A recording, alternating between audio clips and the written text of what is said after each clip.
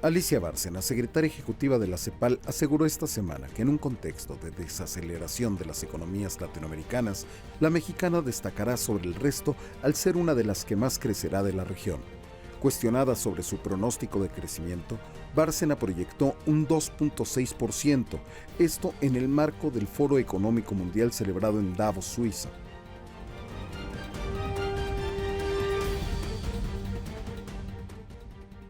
Sean ustedes bienvenidos a la otra cara de la moneda. Hoy, en este programa, le explicaré por qué podemos atravesar por una época verdaderamente complicada en materia de precio del petróleo, en materia de volatilidad en el tipo de cambio, y lo hemos hecho bien.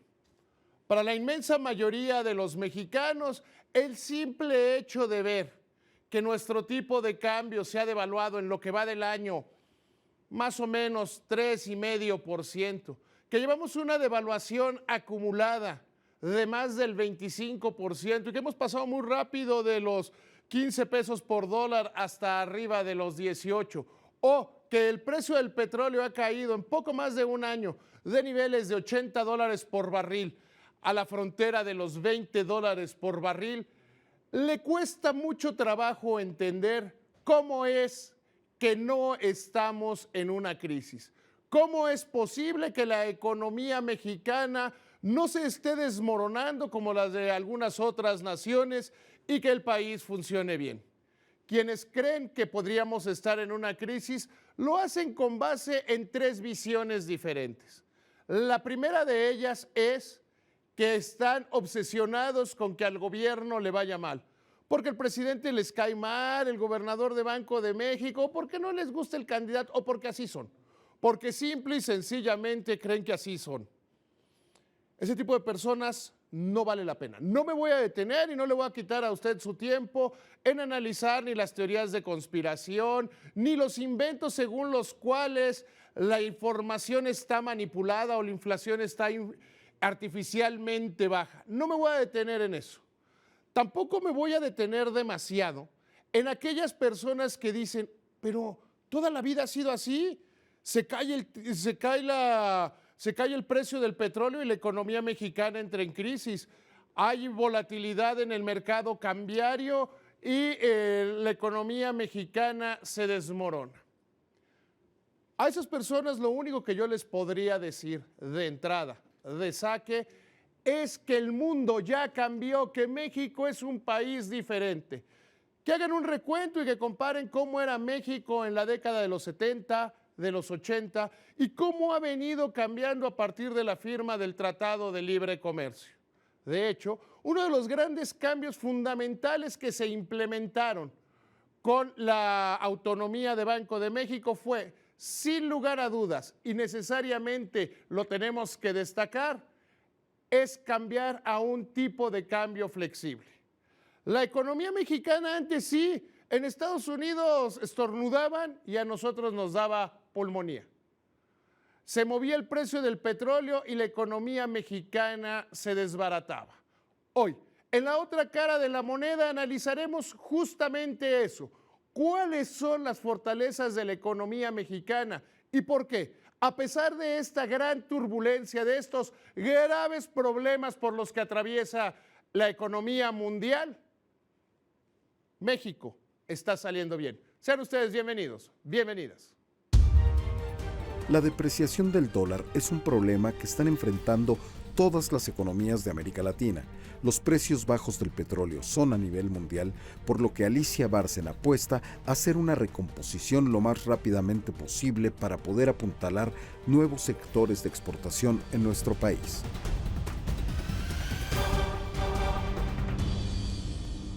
En la década de los 70, el presidente José López Portillo decía que presidente que devaluaba, se devaluaba. Porque teníamos una política monetaria de tipo de cambio fijo.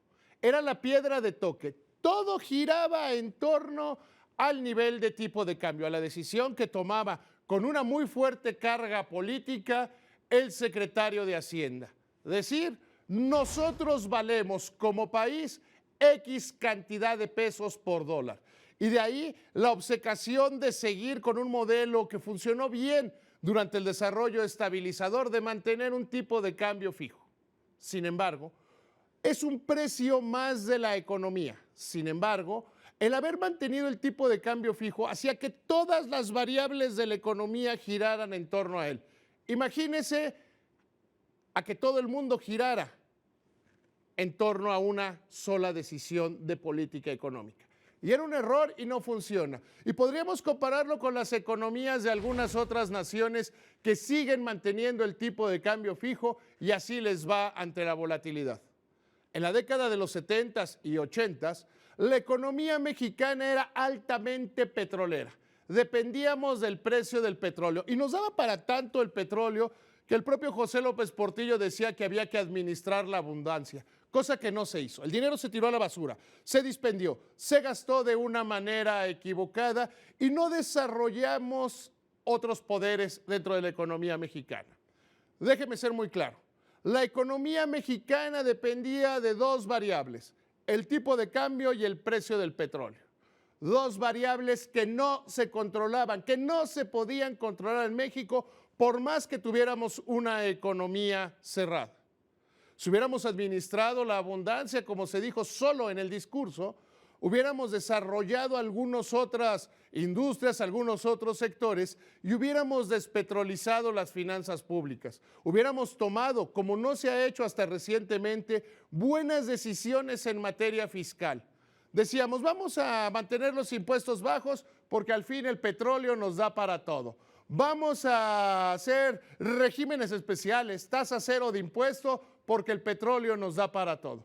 Ese modelo se agotó a finales de la década de los 80s con una crisis que nos llevó a tener una inflación del 157%. Y a partir de ahí hemos venido cambiando como país, hemos venido modificándonos con economía, tomando decisiones correctas. La primera, tener un tipo de cambio flexible. Primero nos fuimos a las bandas de flotación, que es el paso intermedio, es decir, aceptamos un tipo de cambio de cierto tipo a otro cierto tipo. Desgraciadamente todavía hay líderes de iniciativa privada con Camín Canacintra que les gustaría volver a las bandas. Sin embargo, un tipo de cambio fijo o un tipo de cambio de bandas se convierte en un blanco. Los especuladores, quienes están en los mercados internacionales, saben cómo y de qué manera se va a mover el gobierno de determinado país y lo pueden atacar. Pueden hacer una corrida en contra de la moneda, lo atacan, se llevan utilidades y dejan al país sumido en la desgracia. Ahora bien, este gran cambio de tener un tipo flexible nos ha llevado a tener la posibilidad de usarlo como amortiguador, de no tener que utilizar las reservas internacionales para defender una paridad y por el contrario, de que éstas nos sirvan para mantener la liquidez en el mercado.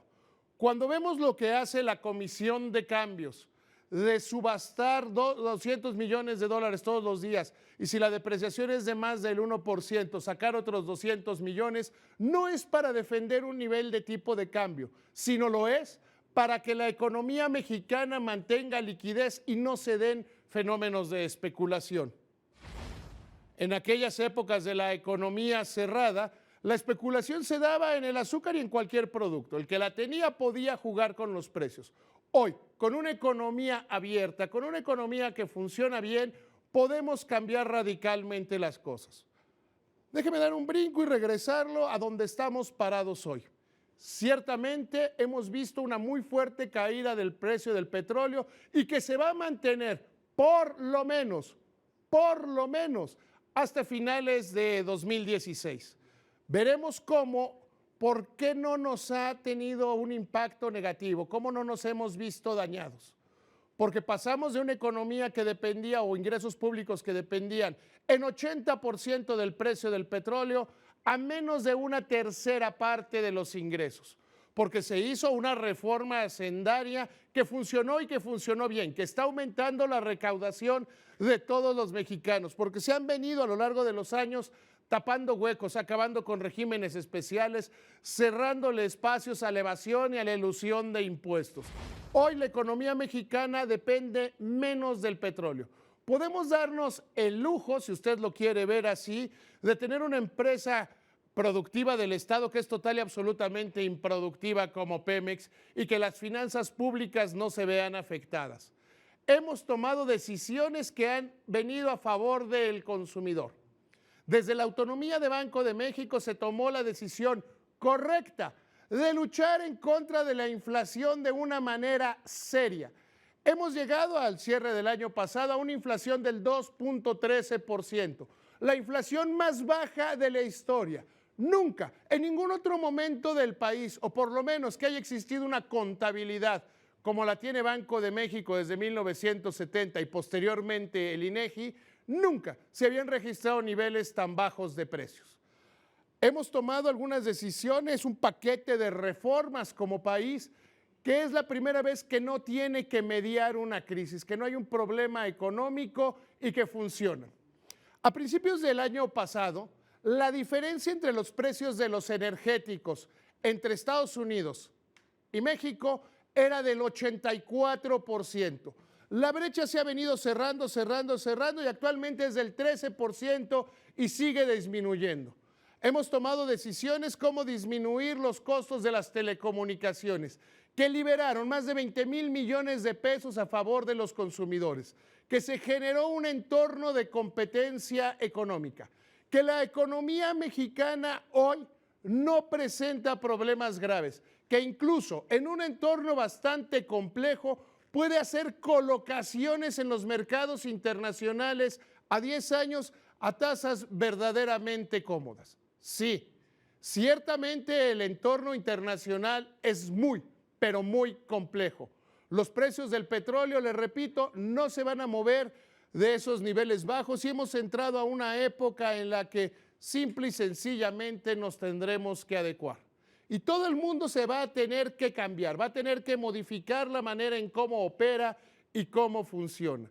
Vemos que en todas las latitudes se anuncian programas económicos de rescate. A principios de febrero Venezuela lo hizo Francia, lo hacen las naciones de la Unión Europea y de todo el mundo. Nosotros tomamos las medidas antes que ellos, nos anticipamos a la crisis y de ahí que estemos bien. Una de las más grandes fortalezas de la economía mexicana es el crecimiento del mercado interno. Como nunca en la historia reciente de este país hemos visto cómo los mexicanos están gastando más y lo hacen de una manera ordenada. Cuando vemos cifras como la de la Asociación Nacional de Tiendas de Autoservicio y Departamentales, de que creció el consumo en sus establecimientos más del 6%, cuando esperaban a principio de año que lo hiciera en un rango del 2% a tiendas iguales, nos preguntamos, ¿por qué está pasando? Y hay quienes dicen, no, es que está creciendo el crédito. Sí, pero no está creciendo la cartera vencida. Vemos una competencia feroz y salvaje entre los bancos que le permite a la gente tener más dinero en su bolsillo. En menos de 5 años, las tasas de interés han disminuido más de 1/3 a favor de los consumidores. Tenemos, sin lugar a dudas, una economía fuerte, una economía poderosa que tuvo el mejor desempeño, de acuerdo con el Fondo Monetario Internacional, durante 2015 a nivel mundial. Tenemos una economía que ha venido haciendo la tarea a lo largo de los años. Una economía, sin lugar a dudas, que es fuerte a pesar de las turbulencias. Gracias, que le vaya muy bien.